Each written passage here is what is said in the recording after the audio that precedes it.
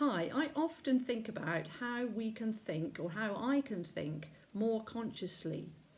So, what that involves is actually exploring my thoughts and things that I say to myself, and what the underlying beliefs may be that are leading to this experience that I'm having. And it's really beneficial to do so, to unpick and reframe some of these beliefs and things that we say to ourselves. And I'm sure most people that are listening to this would agree it can actually transform your reality, or certainly make subtle differences to your life and your relationships when you suddenly think a different way about something, someone, or an experience. So, are we thinking in a way that serves us? Do our underlying beliefs benefit us, or do they limit us in some way or hold us back? And how many beliefs have we just simply accepted because other people, we've heard them said over and over again, so it's just how it is. So we're just kind of unconsciously adopting that as a way of thinking, rather than it actually necessarily being true for me. It could be something that we've just heard as a child and just, haven't questioned it. So how can we think more consciously? Well, first of all, it comes from identifying some of these things that we're hearing. And I mean, it's unlimited, isn't it? The amount of things that are said that are just taken as given, but aren't necessarily serving us. So we've got to start to pay attention to what our thoughts are. And I guess it starts with being open to the idea that we can change our thoughts, we can change our belief systems. We do have the ability and the power to do that. So it kind of leads into the first thought that I had, which was, I've heard people say, oh, I'm too old to change. Too old to change. Really? How old is too old? Are you making a statement that you've never changed anything? You haven't changed anything recently? What if there's always an opportunity to change? So imagine saying that to yourself, I'm too old to change. It's like a statement, and it's like you're owning it as your belief, rather than, what if I could change? Maybe it would benefit me if I am open to change, at least. So there's one perfect one. Too old to change. Really explore it more if that's something that you've heard or you've bought into in some way. What about, this is as good as it gets? Again, my first reaction is, really? What about inviting some even more amazing experience in, because whatever this amazing thing has happened, whatever that is, what if something even better could show up? What about saying, wow, yeah, this is amazing, thank you, be in gratitude for it, and wow, what else could show up now?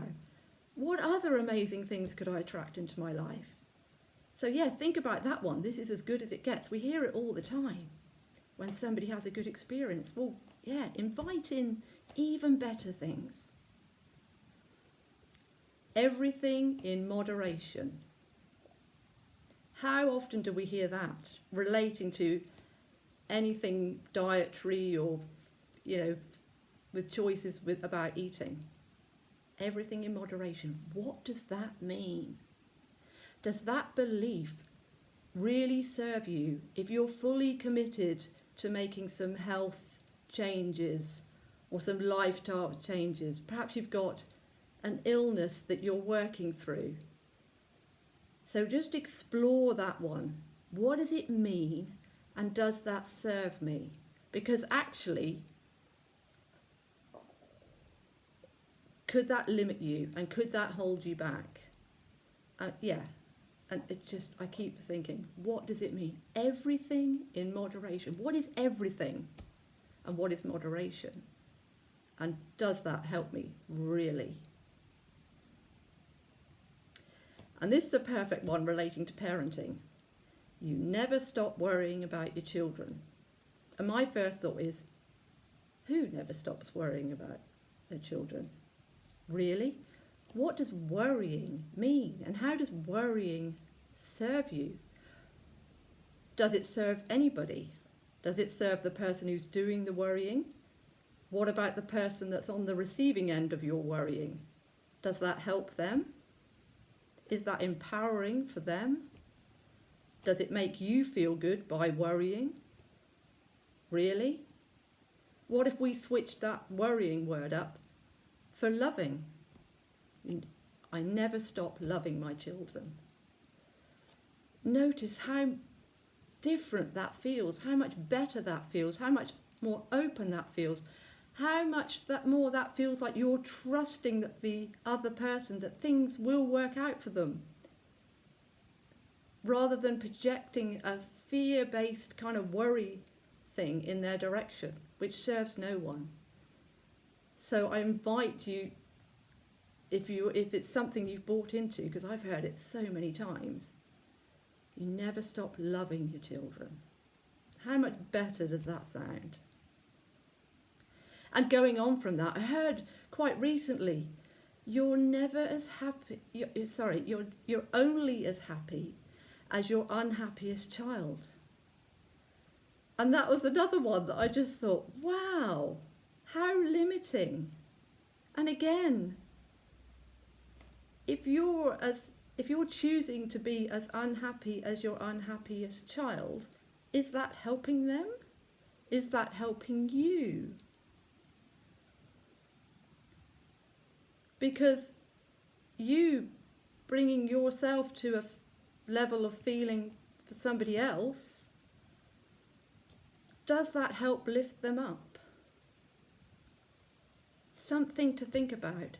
Or could you think in a different way?